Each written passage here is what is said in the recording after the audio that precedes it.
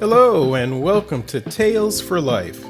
In each episode of this podcast, we'll explore a folk or fairy tale from a different culture or region and discover the life lessons, values, and morals they offer that we can use today.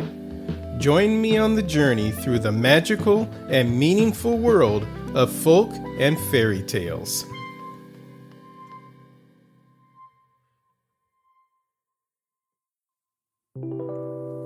Hello, and welcome to another episode of Tales for Life, the podcast that journeys through life one tale at a time. In this episode, we're going to journey back to old Japan for a careful yet fun reminder about letting things pile up. Fittingly, I've titled this episode, Don't Let Little Things Become Big Things. If there's one thing we're all guilty of, it's procrastination. I'll do it later. Not right now. I'll get to it tomorrow.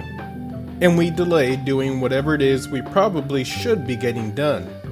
And you know the crazy part? Most of the time, these aren't big things. It's little things. Nagging things. But here's the crazier part. When we let those little things sit and sit and sit, the next time we look at what needs to be done, it's huge. Suddenly, that one little thing has turned into one big thing. That one shirt is now 6 or 7. That one dish is a pile of them. That one task at work is now a dozen that all need to get done yesterday. You get the picture.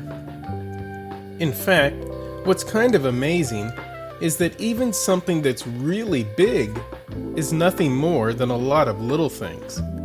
And if we take care of the little things as they come up, or start attacking that big thing as a bunch of little things, it all becomes manageable.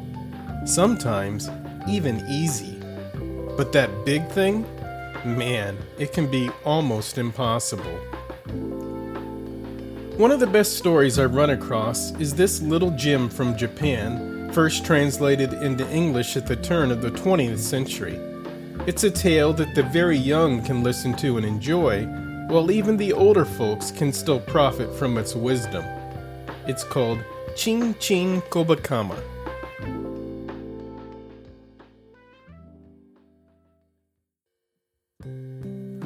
Once there was a little girl who was very pretty, but also very lazy.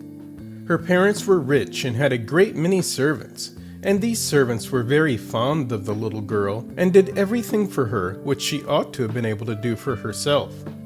Perhaps this was what made her so lazy. When she grew up into a beautiful woman, she still remained lazy. But as the servants always dressed and undressed her and arranged her hair, she looked very charming, and nobody thought about her faults. At last, she was married to a brave warrior and went away with him to live in another house where there were but few servants. She was sorry not to have as many servants as she had had at home, because she was obliged to do several things for herself which other folks had always done for her. It was such trouble to her to dress herself and take care of her own clothes and keep herself looking neat and pretty to please her husband. But as he was a warrior and often had to be far away from home with the army, she could sometimes be just as lazy as she wished. Her husband's parents were very old and good-natured and never scolded her. Well, one night while her husband was away with the army, she was awakened by queer little noises in her room. By the light of a big paper lantern, she could see very well, and she saw strange things. What? Hundreds of little men, dressed just like Japanese warriors, but only about 1 inch high, were dancing all around her pillow. They wore the same kind of dress her husband wore on holidays, and their hair was tied up in knots, and each wore 2 tiny swords.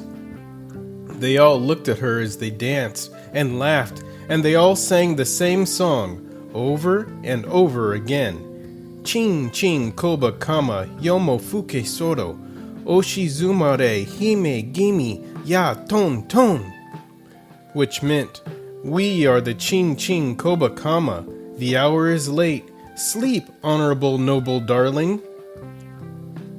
The words seemed very polite, but she soon saw that the little men were only making cruel fun of her. They also made ugly faces at her. She tried to catch some of them, but they jumped about so quickly that she could not. Then she tried to drive them away, but they would not go, and they never stopped singing Ching Ching Kobakama and laughing at her. Then she knew they were little fairies and became so frightened that she could not even cry out. They danced around her until morning, then they all vanished suddenly. She was ashamed to tell anybody what had happened, because, as she was the wife of a warrior, she did not wish anybody to know how frightened she had been. Next night, again the little men came and danced, and they came also the night after that, and every night, always at the same hour, which the old Japanese used to call the hour of the ox. That is, about 2 o'clock in the morning by our time. At last she became very sick through want of sleep and through fright, but the little men would not leave her alone. When her husband came back home, he was very sorry to find her sick in bed. At first she was afraid to tell him what had made her ill, for fear that he would laugh at her. But he was so kind and coaxed her so gently that after a while she told him what happened every night. He did not laugh at her, but looked very serious for a time. Then he asked, "At what time do they come?" She answered, "Always at the same hour, the hour of the ox."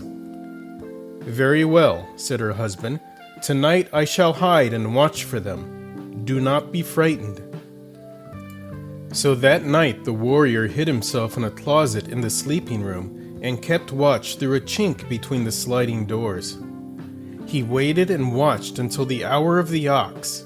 Then, all at once, the little men came up through the mats and began their dance and their song, Ching Ching Kobakama Yomo Fuke Soro. They looked so queer and danced in such a funny way that the warrior could scarcely keep from laughing.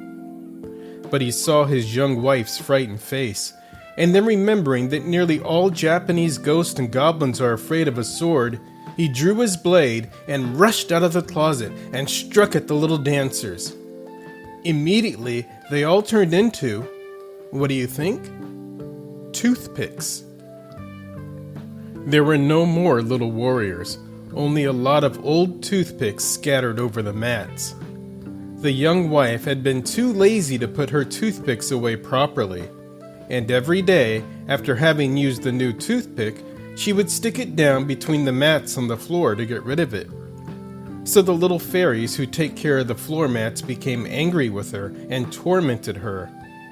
Her husband scolded her, and she was so ashamed that she did not know what to do. A servant was called and the toothpicks were taken away and burned. After that, the little men never came back again.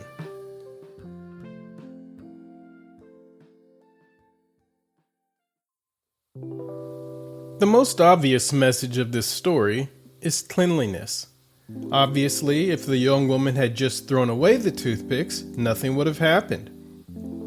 But if we take just a peek below the surface of the story, we find the real lesson here.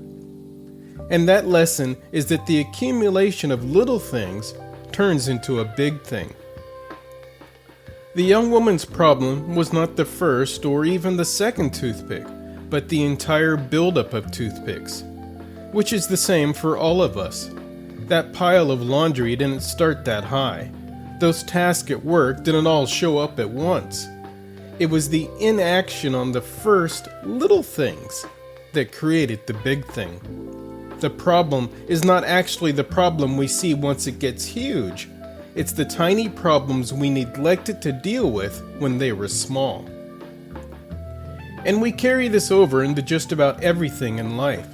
Whether we're solving a problem or even learning a new skill, dealing with it all at once is often overwhelming.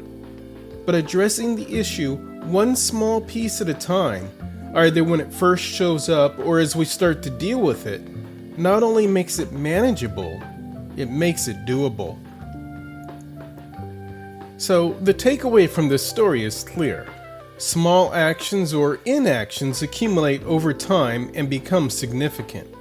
By addressing issues early and tackling tasks bit by bit, we can prevent problems from becoming overwhelming. Remember, it's the small steps that lead to big changes. Take pride in managing the little things daily, and you'll find life's bigger challenges much more manageable. Thanks for tuning in to this episode of Tales for Life. Keep focusing on the small steps and see how they transform your journey. We'll see you next time.